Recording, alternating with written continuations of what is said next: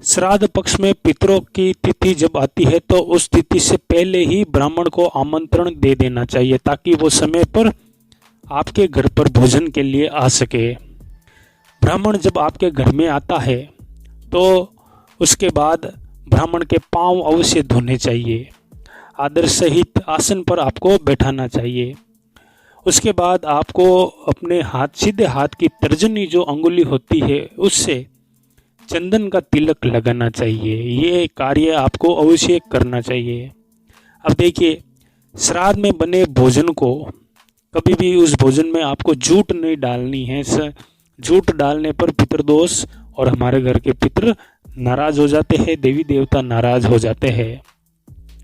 श्राद्ध में बने भोजन का थोड़ा थोड़ा सा हिस्सा निकालकर, साथ में थोड़ा सा जल भी डालकर आपको पंचबलि निकालनी है। सबसे पहले देखिए, गायों को पंचबलि खिलानी है, स्वान यानी कुत्ता उसे भी आपको खिलानी है, कौवे के लिए भी आपको अलग से निकालनी है, देवताओं के लिए आप थोड़ा सा भोग अग्नि में डाल दीजिए और चींटियों के लिए भी एक अलग भोग निकाल दीजिए। सबसे पहले इन सभी जानवर को, पशुओं को आपको पंचबलि अपने हाथों से खिलानी है और उनसे आशीर्वाद भी आपको लेना है। देखिए, अगर आपकी इच्छा है तो एक भोजन की थाल आप अपनी घर की छत पर भी रख सकते हैं। अगर आपकी इच्छा है, अगर रख देते हैं तो सबसे अच्छा है, आपके पितर प्रसन्न होते हैं। साथ में एक भोजन की थाल, एक पानी का गिलास आपके जो पितरों की तस्वीर होती है उसके आगे भी रखे और पितरों को याद करे, उनका आशीर्वाद ले। उसके बाद आपको ब्राह्मण को भोजन कराना चाहिए।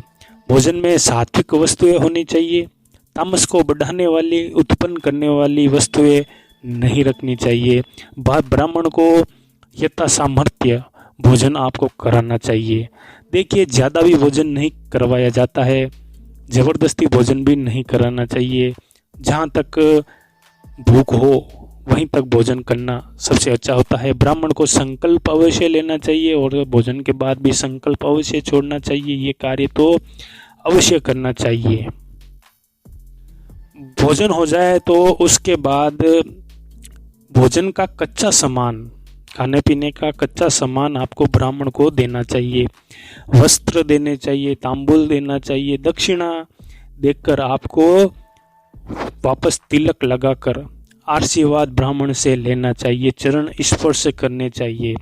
उसके बाद ही आपके पूरे परिवार के सभी सदस्य भोजन कर सकते हैं। उससे पहले भोजन नहीं करना चाहिए। ये नियम श्राद्ध पक्ष में जिनकी तिथि आती है उस तिथि के दिन पितरों के लिए अवश्य इस तरीके से ब्राह्मण को भोजन करवाना चाहिए। ब्राह्मण के सामने बोलना नहीं चाहिए और साथ में नियमों का पालन करते हुए उनकी सेवा करनी चाहिए ताकि हमारे घर के जो पितृ होते हैं श्राद्ध पक्ष में एक स्वस्थ व्यक्ति, स्वस्थ ब्राह्मण के शरीर में सूक्ष्म रूप से आकर आपके द्वारा बनाया गया भोजन ब्राह्मण के माध्यम से वो भी साथ में तृप्त होते हैं। तो ये सोचकर चले कि आप जो कुछ भी कर रहे हैं वो आप अपने पितरों के लिए कर रहे हैं, ब्राह्मण माध्यम बनते हैं। तो इस तरीके से आप कार्य करते हैं तो इससे पितरों की असीम कृपा मिलती है। और पूरे श्राद्ध पक्ष में इस तरीके से जितनी भी तिथियां आती है उनमें इस तरीके से ही करें। तो दोस्तों, मैं आशा करता हूँ इस जानकारी से अवश्य आपको लाभ होगा, आपका मार्गदर्शन होगा। जय श्री राम।